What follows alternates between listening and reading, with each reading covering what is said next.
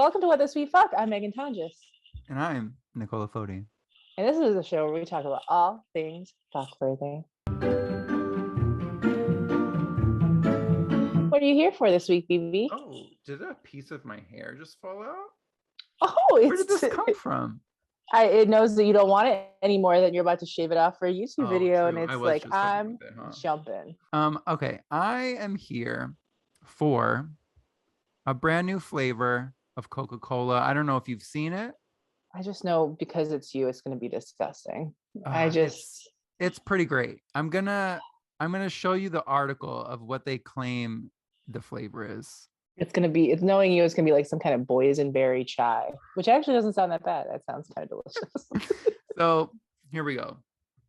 Coca-Cola introduces the first of its kind of flavor.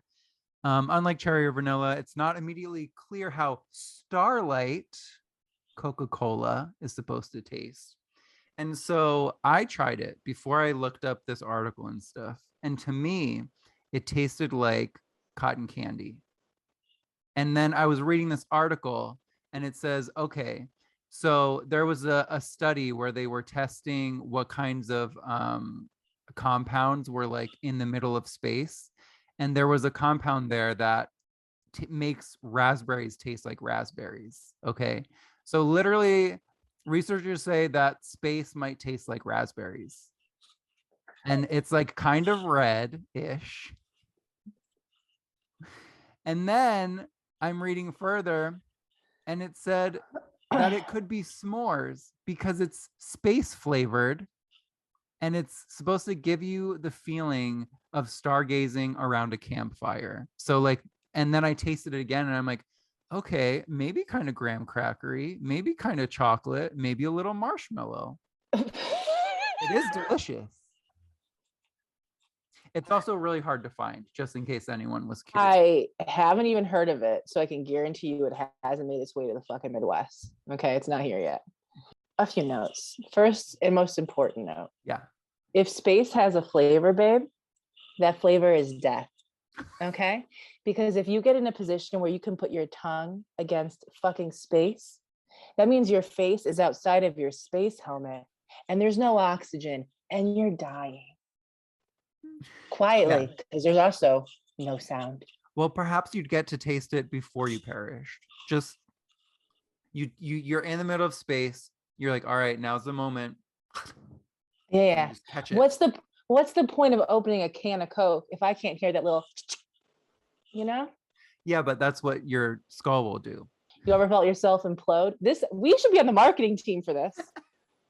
Wait, hold on. They need to hire us because I already see like a commercial that's completely silenced, or like there's like a I don't know, like violin music playing and it's someone like in space, like slowly sort of spinning. You know, they go to like open the can, you don't hear anything. And then complete darkness as they go to take a sip. And then we'll create some kind of like morbid, like so good it might be your last, you know? Like I'm ready. I got the pitch deck ready, baby. You got ears on the ground, babe? Whatever you quote me, I'm asking for 3 times as much, baby, because you're Coca-Cola. Okay? I'm creating a fake email account of a fake manager that I don't have, and I'm asking for 3 times as much. Limited edition. 2 edits, baby. Only 2 edits. That's it. 2 runs of notes, babe. In other events, what are you here for today? I feel like this goes so well. And I feel like this is actually something I've probably shown before because this image felt so familiar when I pulled it up. Oh my gosh. Speaking of out of this world and extraterrestrial, I'm sure I've shown this image before. Oh my God, look at the little hands. I can't wait, but go through it. Go through it because this is not even the image. This is not even the one that I want you to see. You've already seen it. Oh, here we got the television. No, I haven't seen it, but God, their bones aren't. That's what I saw. That's what I saw. Like, oh my gosh. Please. I don't know. It's gotta, if it's not real and current, it has to have at some point been real and current to get this photo. I got questions. Where are his legs, dude? I don't know. what paperwork do you sign as a parent to do this? Why aren't the bones connected? Bitch, because babies are just little, like little bags of jello. Like, this is incorrect. Who did that? Yeah. I want to talk to the Lord. What's going I on? want to talk to the Lord because I feel like my little baby hand erector set came with some missing pieces. I didn't count all the pieces. I didn't count all the pieces in the instructions before I started putting this together, and now I don't know what the fuck to do. I gotta circle back around to IKEA and find some bag of fucking screws. I don't know. I can't.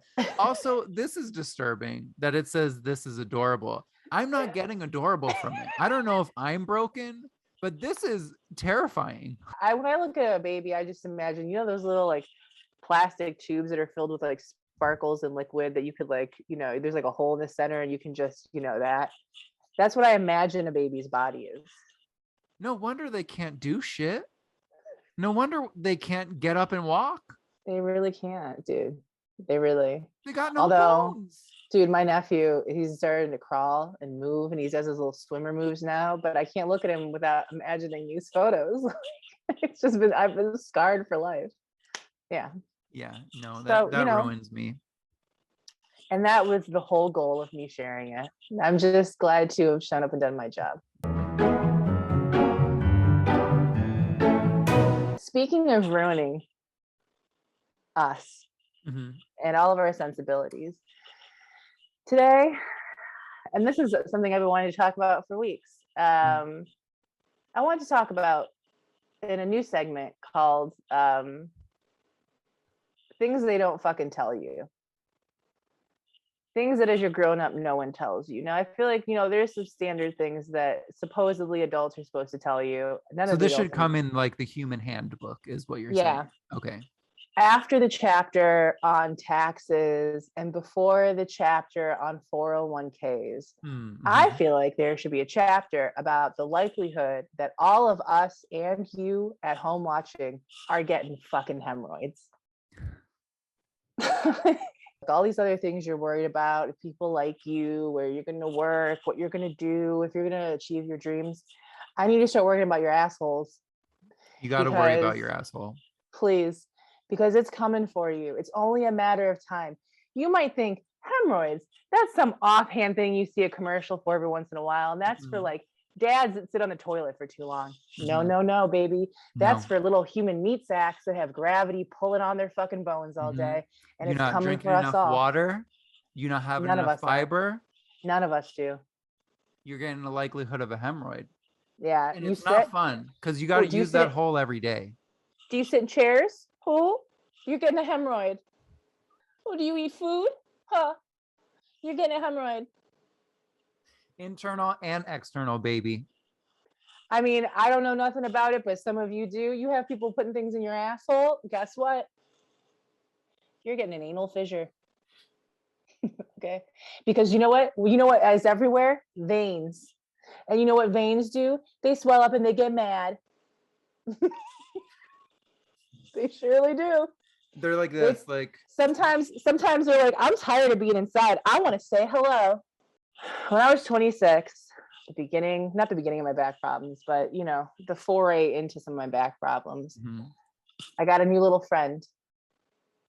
And that friend and I, we traveled around together for a long time. And we had like a silent understanding, you know, sometimes I'm going to go off the deep end and have too many fries. And then we're going to have a rough few days. But eventually you're going to pop your head back in and you're going to leave me the fuck alone. Okay? Yeah. We had that understanding. No. It sounds like someone breached the deal and breached my asshole. Actually, no, they didn't. What ended up happening was my little friend decided they were lonely. Called their friends up. So they put a group chat together.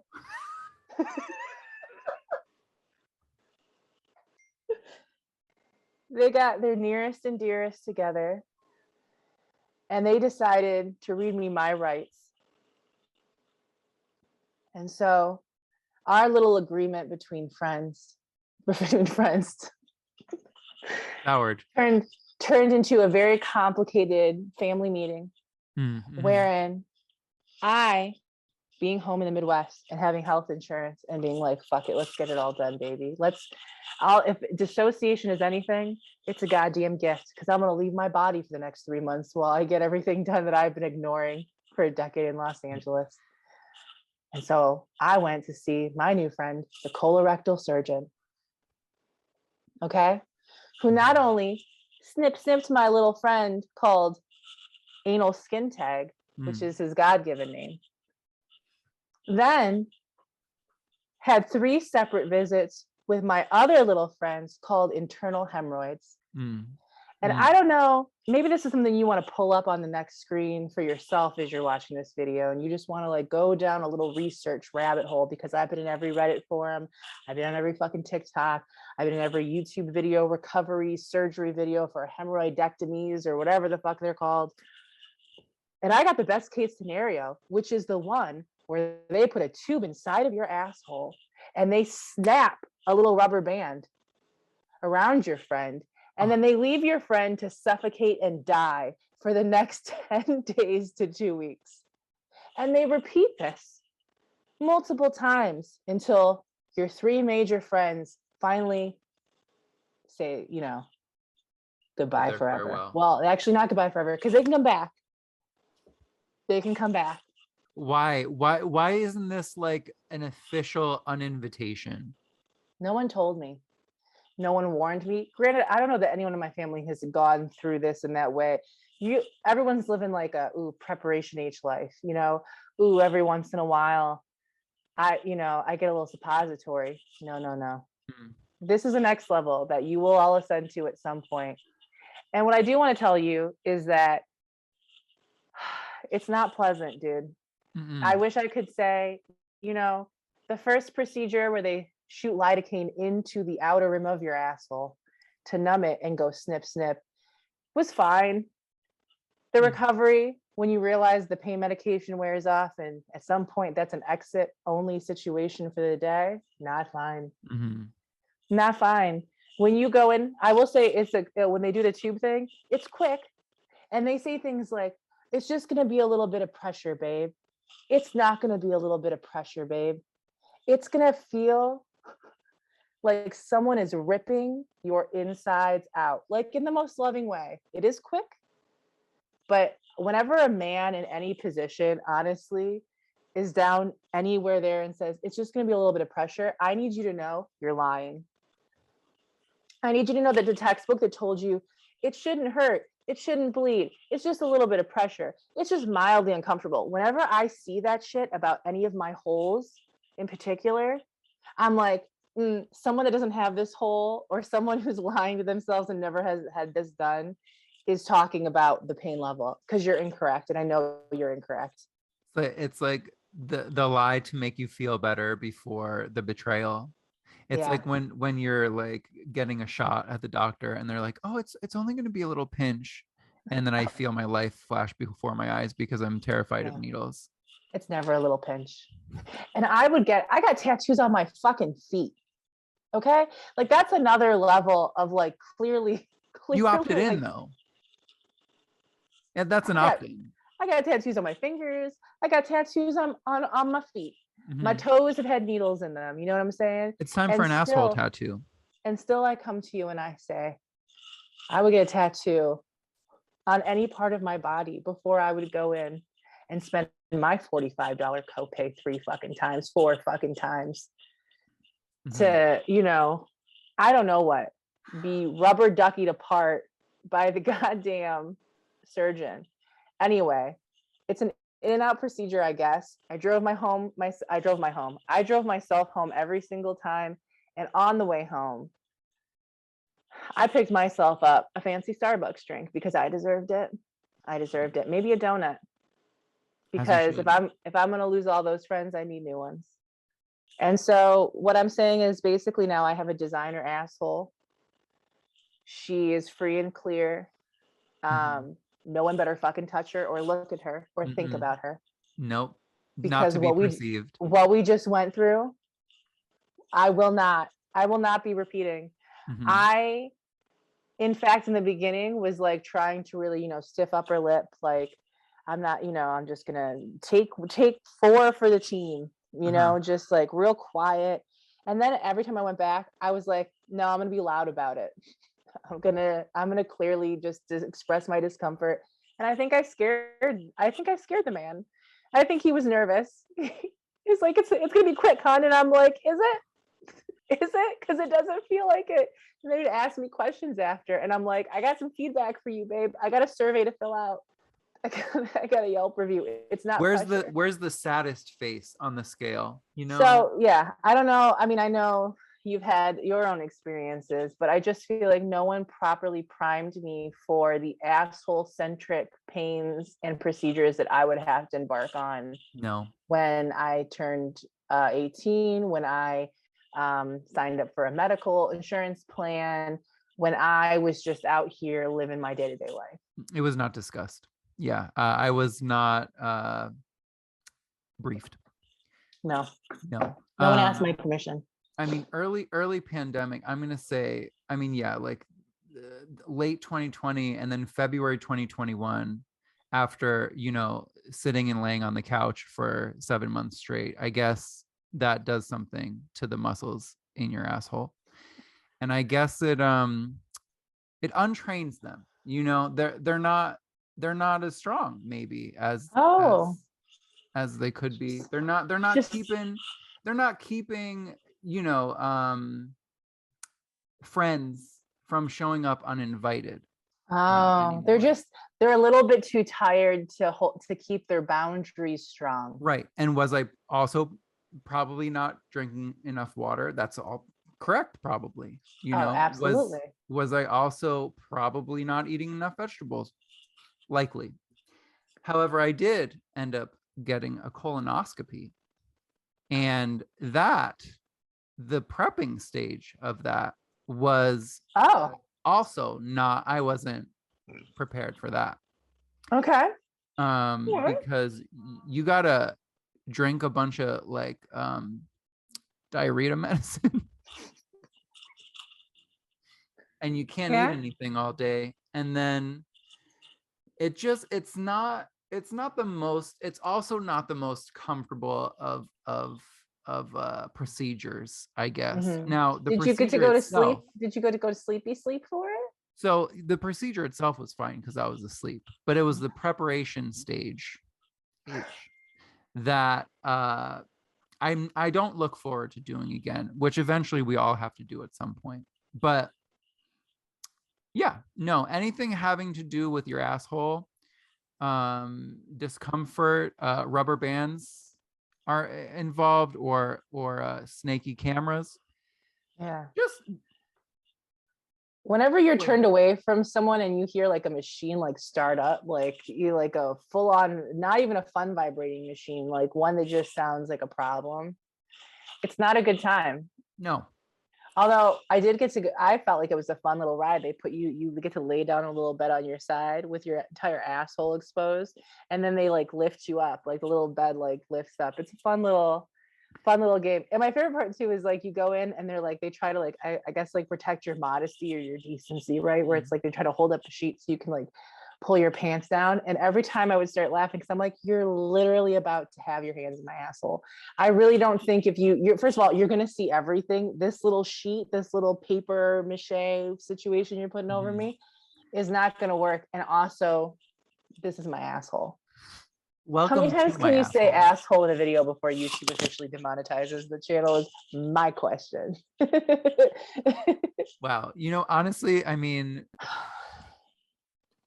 I'm just thinking of when the lady, when she was like asking me questions. I guess they do that when you're like going under to make sure you're actually going under. But she was asking me a million questions, and I just remember like she's saying stuff and my mouth's not doing nothing. And then I was just gone. Please let us know your asshole stories in the comments below. I want to know those traumatic stories about your orifices below.